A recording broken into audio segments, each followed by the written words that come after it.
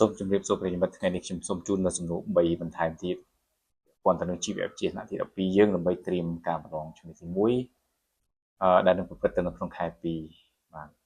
ខែ2នេះសំណួរដំបូងដែលខ្ញុំនឹងលើកយកមកគឺសួរថាតើកាហ្វេអ៊ីនវាមានឥទ្ធិពលដូចម្តេចខ្លះទៅលើប្រព័ន្ធប្រសាទរបស់មនុស្សយើងកាហ្វេអ៊ីនហ្នឹងបាទយើងតើស្គាល់តើកាហ្វេអ៊ីនវាមាននៅក្នុងស្អីខ្លះកាហ្វេអ៊ីនពាក្យកាហ្វេអ៊ីនមកពីកាហ្វេនឹងឯងបាទវាមាននៅក្នុងកាហ្វេវាមាននៅក្នុងតែហើយភេសជ្ជៈមួយចំនួនបាទឥទ្ធិពលរបស់វាទៅលើប្រព័ន្ធប្រសាទរបស់យើងគឺវាជួយពន្លឿនសកម្មភាពនៃវិជ្ជាមណ្ឌលប្រសាទរបស់យើងណាបាទហើយប្រសិនបើយើងញ៉ាំច្រើនទៅវានឹងបង្កើនអត្រាចង្វាក់បេះដូងយើងបេះដូងដើរញាប់បាទហើយប្រសាទប្រសល់អាចដំណើរញ័រគេងមិនលក់អីអញ្ចឹងជាដើមបាទនេះគឺជាឥទ្ធិពលនៃកាហ្វេអ៊ីនទៅលើប្រព័ន្ធប្រសាទរបស់យើងបើមិនទាន់គ្រប់វ័យទេគេមិនអនុញ្ញាតឲ្យប្រើប្រាស់ទេព្រោះវាធ្វើឲ្យចង្វាក់បេះដូងយើងកើនឡើងកាលណាចង្វាក់បេះដូងយើងកើនឡើងបាទពាក់ព័ន្ធទៅនឹងគ្រោះថ្នាក់ប្រសិនបើក្មេងចង្វាក់បេះដូងវាដើរញាប់ស្រាប់ទៅហើយអញ្ចឹងនៅពេលដែលថែមកាហ្វេអ៊ីនចូលទៀតវាកាន់តែញាប់ទៀតជាងអាចគ្រោះថ្នាក់បាទអញ្ចឹងបានរស័ព្ទរសល់រោគកលក្អួតវិលមុខអីចឹងជាដើមប៉ុន្តែសម្រាប់មនុស្សចាស់គឺល្អបាទជួយឲ្យបេះដូងរបស់គាត់ដើរបានល្អជាពិសេសនោះគឺកាហ្វេអ៊ីនវាបានភ្ញូចឲ្យតម្រងនោមរបស់យើងផលិត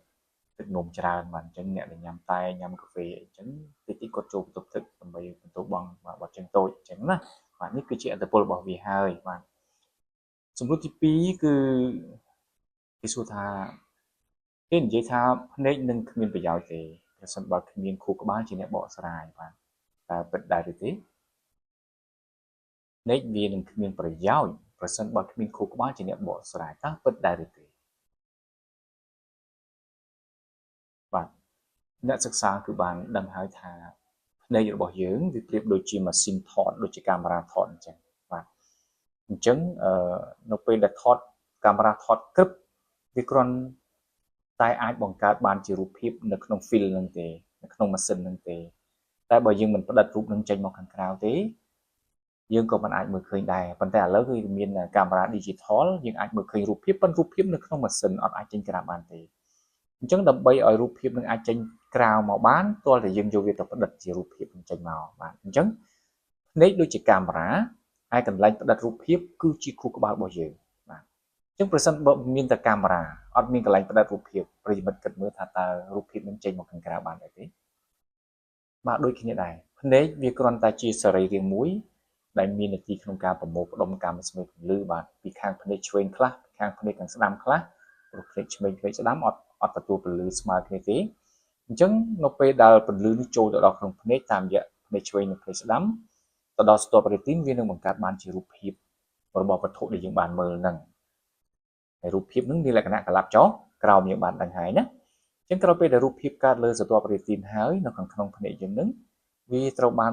ដឹកនាំតាមសរសៃប្រសាទអុបទិកបញ្ជូនទៅកាន់ខួរក្បាលដើម្បីបកស្រាយអញ្ចឹងខួរក្បាលរបស់យើងមាននាទីមួយគឺសំយោគពន្លឺឬរូបភាពពីភ្នែកឆ្វេងបន្តិចពីភ្នែកស្ដាំបន្តិចហ្នឹងមកជារូបភាពតែមួយដែលអាចឲ្យយើងមើលឃើញរូបភាពរបស់វត្ថុមួយបានច្បាស់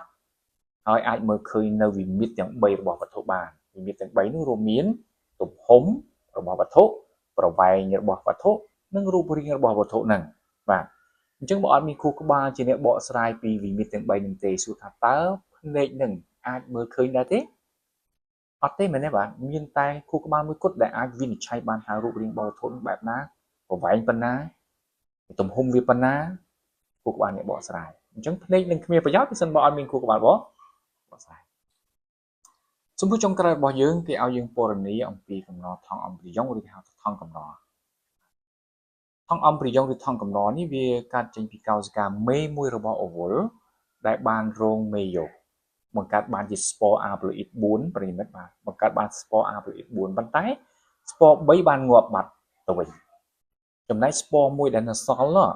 វាបានធ្វើមីតូស3ដងបន្តបន្ទាប់គ្នាបង្កើតបានទៅជាថង់អំព្រីយ៉ុងឬថង់កំណត់មួយដែលមានកោសិកាតែ7ទេកោសិកាតែ7ទេប៉ុន្តែណយយោដល់ទៅ8គឺលើសត្រង់ណយយោប៉ូឡែហ្នឹងឯង ហើយក្នុងថង់អំប្រយ៉ុងនេះគឺមានផ្ទុកកាម៉ែតញីមួយឈ្មោះថា OO square បាទនេះគឺជាចម្លើយអញ្ចឹងកំណត់ថង់អំប្រយ៉ុងឬថង់កំណត់នេះកើតឡើងដោយសារកោសិកាមេ1របស់អវុលបានរងមេយសបង្កើតបានស្ពរអាប្រូអ៊ីត4ព្រោះធម្មតាមេយសមួយលើកបានកូន4ណាប៉ុន្តែត្រូវបានងាប់ទៅវិញអស់3នៅសល់តែមួយទេស្ពរអាប្រូអ៊ីតដែលនៅសល់មួយនោះបានរងមេយស3ដងបន្តគ្នាបង្កើតបានជា